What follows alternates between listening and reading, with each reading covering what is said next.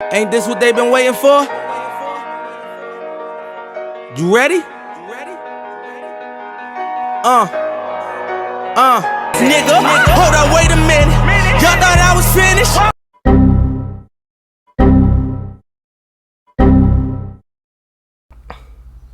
Finished? Oh, y'all been finished. The process over. Finished, finito, whatever you want to put it. Simply put, y'all have to understand that. Well, what y'all don't understand is the reason why y'all lost. Y'all offered a max contract to Ben Simmons. Now let me explain something. Ben Simmons is a DYOP candidate. He's a good player in the open floor to distribute the ball. But outside of that, he doesn't do anything well. And the game, and a wise player once told me, one of my old coaches told me that, yes, defense is important, but the game is about a bucket. And when you can't get a bucket in any type of way, why are you on the floor? Why don't you just sub in on the defensive side? That being said, the Philadelphia 76ers offered max contract to a player that can't get a bucket. He won't even try to get a bucket. He didn't try at all. In a game 7, he had 5 points. How? 5 points. How? This is your second best player. 5 points. How? I'm not even a 76ers fan and I'm disappointed. But they handed this to Ben Simmons. Now I'm like, oh yeah, he can't shoot. Well, there's other players in the league.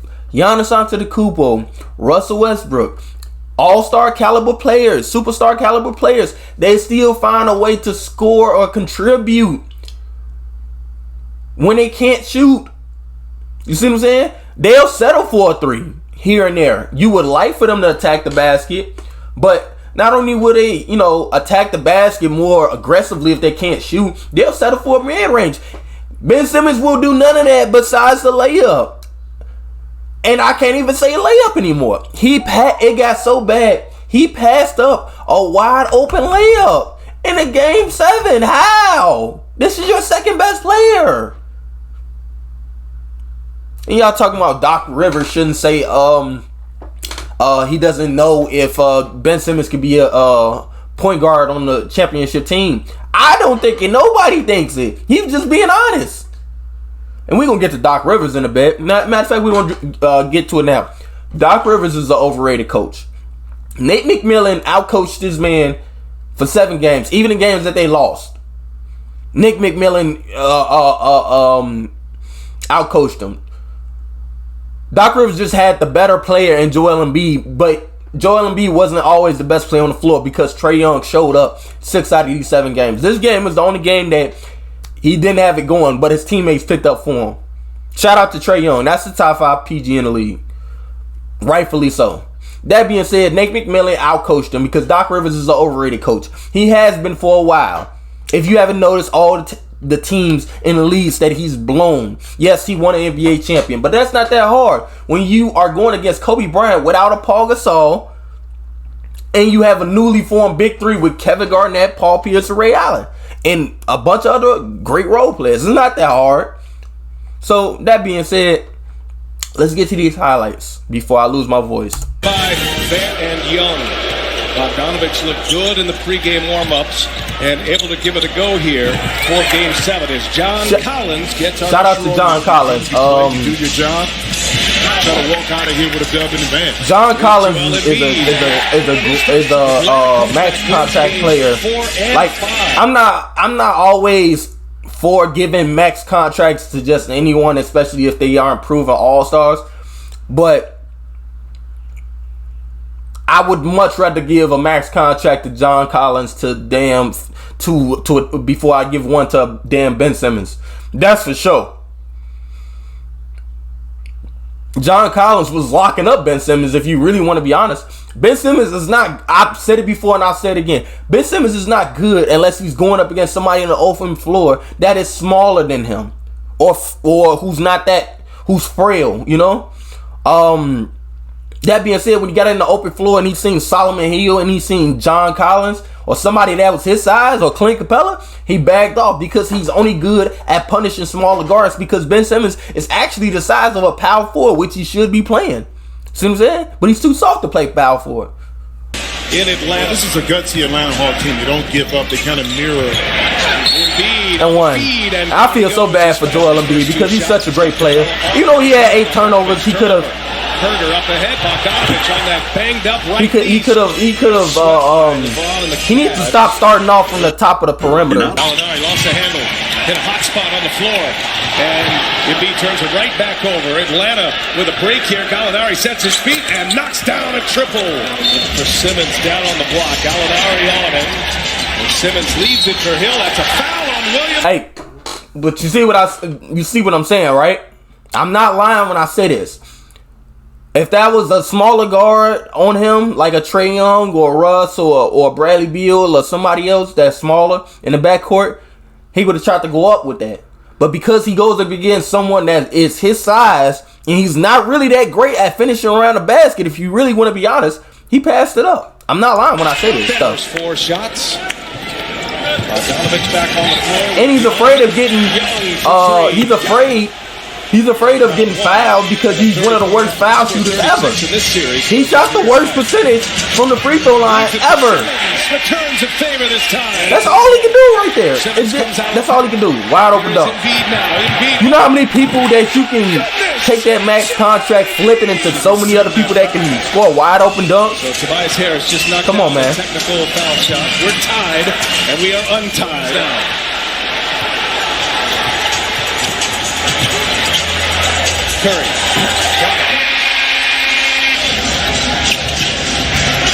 Y'all need to take that max contract and hand it to Seth Curry. Mismatch they want. Got Hill on Collins, rises up over him and knocks down. I'd much rather give a max contract to John Collins than to damn fucking Ben Simmons. It's just so bad, dude. After not turning the ball over at all in the first. Herder step back on Harris. Okay, Kevin Herder. Hop around a little bit more and more body movement. And as we say this, we see Ben Simmons start the break. And Tobias Harris. Ben was ultra aggressive that time in transition. And Dwight Howard, every Sixers fan right now, is Herder scores. Herder that time kind of reaching and y'all getting killed by Ricky Ashley. I can't believe it. Transition. Oh my God.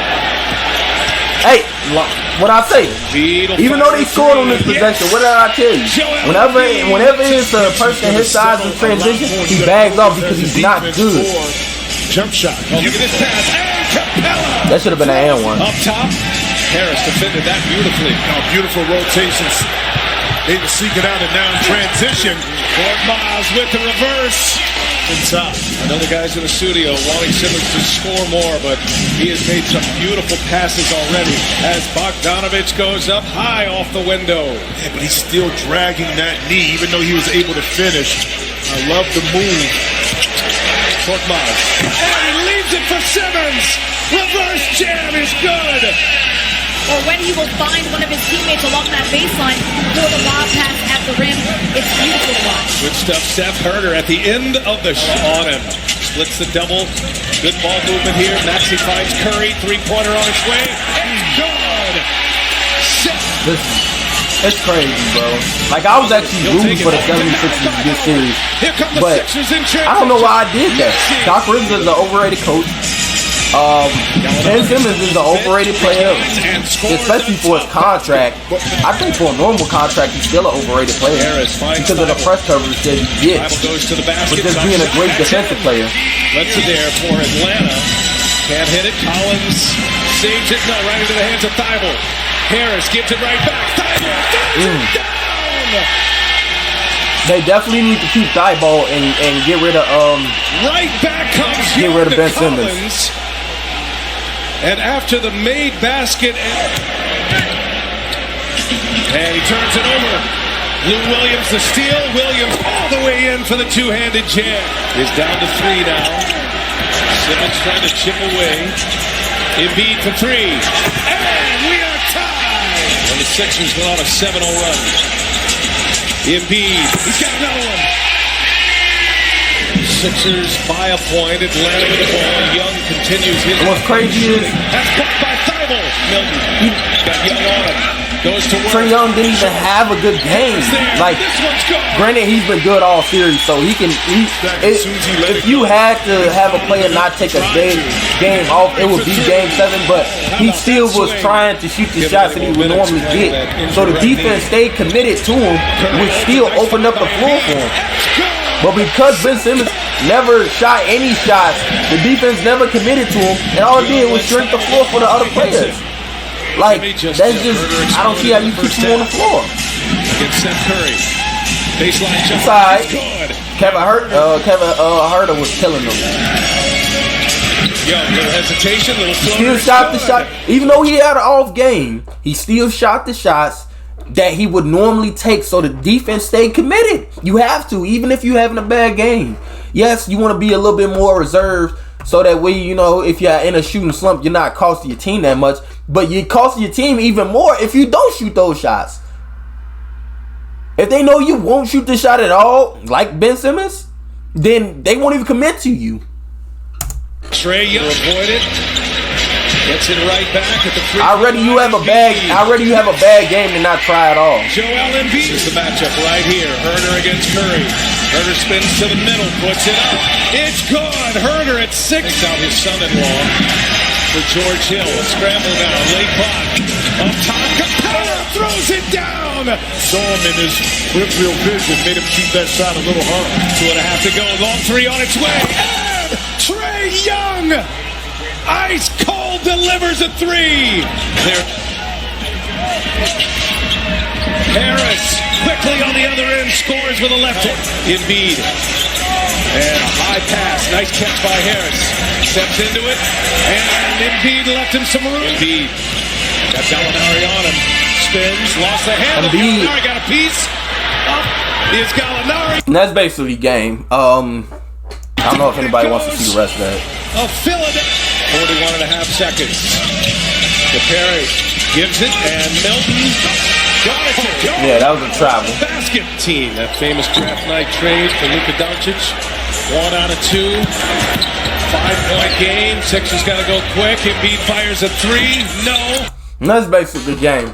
But what you must understand, and I'll say this, and this will be my only thing because I'm ranting on Ben Simmons too much, but he's the reason why this series, it wasn't over in like 6 or 5, because I think Atlanta had a better offensive scheme. I felt like the Sixers were the better team because they had offense, but they also had defense. But at the same time, what I must reiterate is that when you don't have an offensive game and the game is about a bucket and you can't get a bucket, you are not playable. When you can't create for yourself, you're not playable. The same way I got on Rudy Gobert in my past video about being a defensive liability because of what he won't do. Even though he can rim protect, he won't go out anywhere past the paint. The same way he's a defensive liability, Ben Simmons is an offensive liability because he won't shoot anything outside of the paint. See what I'm saying? He won't shoot anything outside of that blue box. He won't take a mid-range. He won't take you can't. You strike gold if he takes a fucking a long range shot. I mean, but people tried to tell y'all Sixers fan is it. We tried to tell y'all. Even my fan base of the Washington Wizards, we tried to tell y'all. From one team into that game, and I feel like this was the year that he deserved it. Yeah, I mean, I've said it before, and I know I'll take flack for it as Westbrook is at the free throw line as the call on the floor stood, the challenge by Doc Rivers. I think Ben Simmons is one of, if not the most overrated players in the NBA.